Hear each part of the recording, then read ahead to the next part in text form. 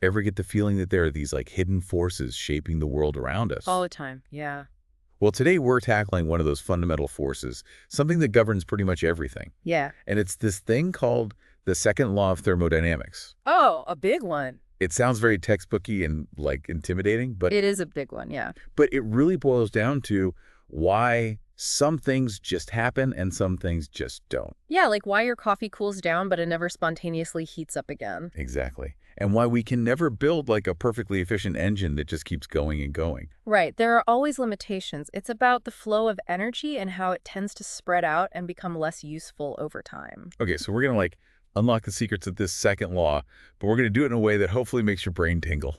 Right, we're going to dive into some cool everyday examples like how engines work, how refrigerators keep things cold, Yeah. and even the super intriguing idea of entropy. Ooh, entropy. That's a fun one. Yeah, the relentless march towards disorder. Okay, so to guide our deep dive today, we've got a bunch of sources, really interesting stuff. Yeah, lots of good stuff. Talking about everything from why some processes are just a one-way street to the inner workings of a car engine, and even this elegant concept called the Carnot cycle. Oh, yeah, the ideal engine. So our mission today is to basically like distill the essence of all this, pull out those aha moments. Yeah, the nuggets of wisdom. Yeah, the nuggets of wisdom without getting bogged down in like a ton of technical jargon. Right, accessible thermodynamics. Accessible thermodynamics. That's what we're aiming for. Absolutely. So where do we even begin with this whole like second law adventure? Well, I think a good starting point is with this idea of the arrow of time. Okay, the arrow of time. What does that even mean? It gets at the heart of the second law Okay. by distinguishing between reversible and irreversible processes. Okay, so there are things that can happen in reverse and things that just absolutely cannot. Exactly, and the second law tells us that most of what we experience in the real world falls into that irreversible category.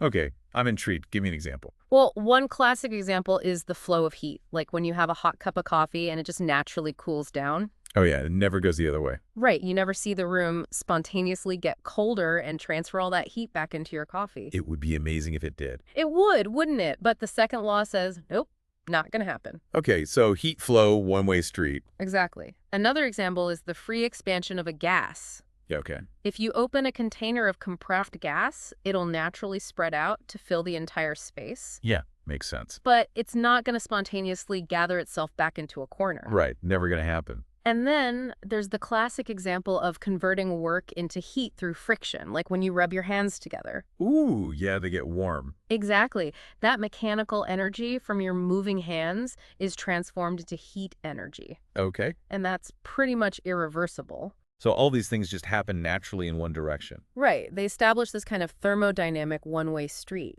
Okay, and this one-way street is basically telling us that things tend to become more disordered over time. That's a key insight.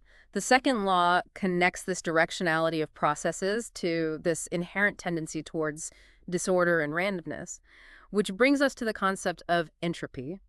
Ooh, entropy. Sounds mysterious. It is, but also incredibly important. We'll get into that a bit later. Okay, I'm looking forward to it. Well, first, let's shift gears and talk about how we can actually harness energy to do something useful. Yeah, like make our lives easier. Right, and that's where heat engines come in. Oh yeah, heat engines. So are we talking like car engines and power plants? Exactly, those are prime examples. At its core, a heat engine is a device that converts heat energy into mechanical work. Okay, so it's basically taking something hot and making it do something for it. Precisely. And the basic idea is that it absorbs heat, QH, from a high temperature source. Like burning fuel or boiling water. Right. Exactly, and then it uses some of this energy to perform work. Like turning the wheels of a car or generating electricity. Exactly, but here's the catch, and this is where the second law comes in. Not all of the heat absorbed can be converted into work. Oh, there's always some loss, isn't there? Always. Some of it has to be rejected as waste heat, QC, to a low temperature sink. Like the surrounding air or a cooling system. Precisely. So it's like taking a big gulp of hot energy, using some of it to power something, and then exhaling the rest. That makes sense. So it's kind of like a trade-off. You can never get 100% efficiency. That's the fundamental limitation imposed by the second law. And the substance that go through these changes in the engine is called the working substance. Okay, so the fuel or the steam, basically the stuff that's getting hot and doing the work. Exactly. And this working substance usually goes through a cycle. returning to its initial state so the process can repeat. Okay, so it's like a continuous loop, taking in heat, doing work, releasing waste heat, and then starting over again. Precisely. And to measure how good a heat engine is at its job, we use something called thermal efficiency. Okay, so efficiency is basically how much of that initial heat we can actually turn into useful work. That's it. It's the ratio of the work done, W, to the heat absorbed, QH, represented by the letter E. So a higher efficiency means less waste heat, right? Exactly. You're getting more bang for your buck in terms of energy conversion. Now, you mentioned earlier that there are always losses in this process, so what's the best we can theoretically achieve? That's a great question, and it leads us to this really cool idea called the Carnot cycle. Okay, the Carnot cycle sounds fancy. It is, in a way. It's this idealized theoretical thermodynamic cycle that represents the absolute maximum efficiency achievable by any heat engine. So it's like the gold standard, the perfect engine that we can only dream of building in the real world. Exactly. And it's made up entirely of reversible processes, meaning no energy is lost due to friction or any other inefficiencies. Okay, so in this perfect world, what dictates the efficiency of a Carnot engine? The formula is surprisingly simple. E Carnot equals 1 minus Tc over Th. Okay, break that down for me. Tc and Th are the absolute temperatures of the cold and hot reservoirs, respectively. Okay, so the bigger the temperature difference between the heat source and the heat sink, the higher the efficiency. Precisely. But even in this perfect Carnot cycle, you can never reach 100% efficiency unless that cold reservoir is at absolute zero, which is impossible. So there's always a limit, even in theory. Always. It's a fundamental consequence of the second law. Okay, that's pretty mind-blowing. And this concept of absolute temperature brings us to the Kelvin scale. Oh yeah, Kelvin. Isn't that like the scientific way to measure temperature? Exactly, and it's beautifully linked to the Carnot cycle. Hmm. The Kelvin scale is defined in such a way that the ratio of two temperatures on this scale is directly proportional to the ratio of heat absorbed and rejected by a Carnot engine operating between those temperatures. So it's not just an arbitrary scale. It's deeply rooted in this fundamental idea of how energy flows in the most efficient way possible. Precisely. It's a universal and absolute measure of temperature, independent of any specific substance. And its 0 point, absolute zero, is like this theoretical limit where all molecular motion stops. Right, it's unattainable, but it serves as a fundamental reference point. Okay, so we've talked about heat engines, we've talked about the Carnot cycle, we've talked about the Kelvin scale, and through all of this, we've seen how the second law imposes these fundamental limits on what's possible. And we've hinted at this idea of disorder and randomness increasing over time. Yeah, like that one-way street we talked about earlier. Right, so now it's time to tackle the big one, entropy. Ooh, entropy, the elephant in the room. You could say that. Entropy, denoted by the letter S, is this incredibly important concept that quantifies the level of disorder or randomness in a system. Okay, so is it like saying a messy room has higher entropy than a tidy one? That's a great analogy, and it's surprisingly accurate.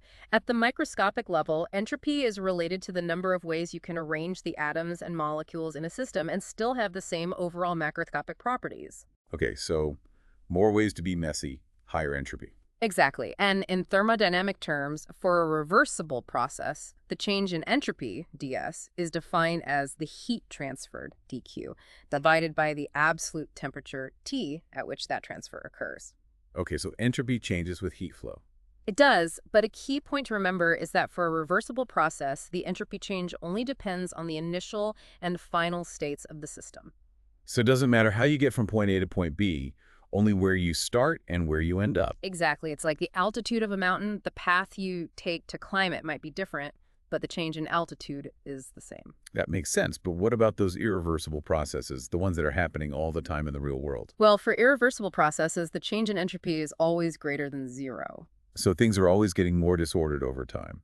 That's the essence of the second law. The total entropy of an isolated system can never decrease. Okay, so if we consider the universe as one giant isolated system, does that mean it's constantly becoming more and more disordered? That's a profound implication, and it seems to be the case. Wow, so everything from the cooling of a cup of coffee to the expansion of the universe is contributing to this increase in entropy. It is. Every irreversible process, every little bit of friction and heat dissipation adds to the overall disorder. Okay, so we've got this macroscopic view of entropy as this measure of disorder, but the material also talks about a microscopic interpretation, right? It does, and it's even more mind-blowing. At the microscopic level, entropy is directly related to the number of possible microscopic states, W, that correspond to a given microscopic state.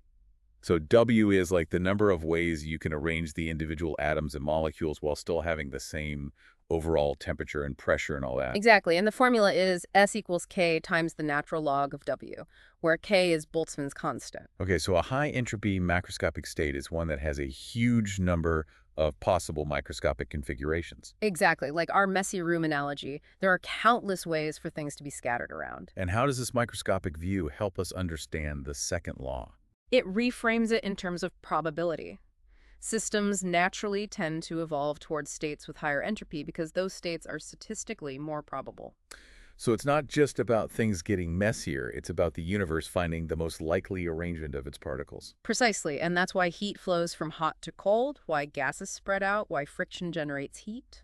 Wow, so this seemingly abstract concept of entropy is actually deeply rooted in the fundamental probabilities of how matter can be arranged. It is, and it governs everything from the smallest scales to the largest. Okay, I think I'm starting to get it, but it's definitely something I need to ponder for a while. Me too. It's a lot to wrap your head around. All right, so let's wrap up our deep dive into the second law of thermodynamics. Sounds good. We started with this idea of the arrow of time, that things happen in a particular direction, usually towards greater disorder. And that irreversible processes are the driving force behind this arrow of time. Exactly. We then explored heat engines and how they convert heat into work, but always with some unavoidable losses. And we saw how the Carnot cycle represents the theoretical limit of efficiency, achievable only with perfectly reversible processes. We talked about the Kelvin scale and how it's fundamentally linked to this ideal Carnot cycle. And then we finally tackled the big one, entropy. Entropy, this measure of disorder, which turns out to be at the heart of the second law. And we explored both the macroscopic and microscopic interpretations of entropy, seeing how it governs the direction of natural processes and how it's ultimately rooted in the probabilities of how matter can be arranged. So for you, our listener, I want you to think about all the irreversible processes you encounter every day, the things that happen spontaneously in one direction but never the other. Yeah, like your ice cream melting or a glass breaking. Exactly. Those are all expressions of the second law, this fundamental tendency towards greater entropy. It's constantly shaping the world around us, even if we don't always see it. It's truly mind-blowing when you start to think about it.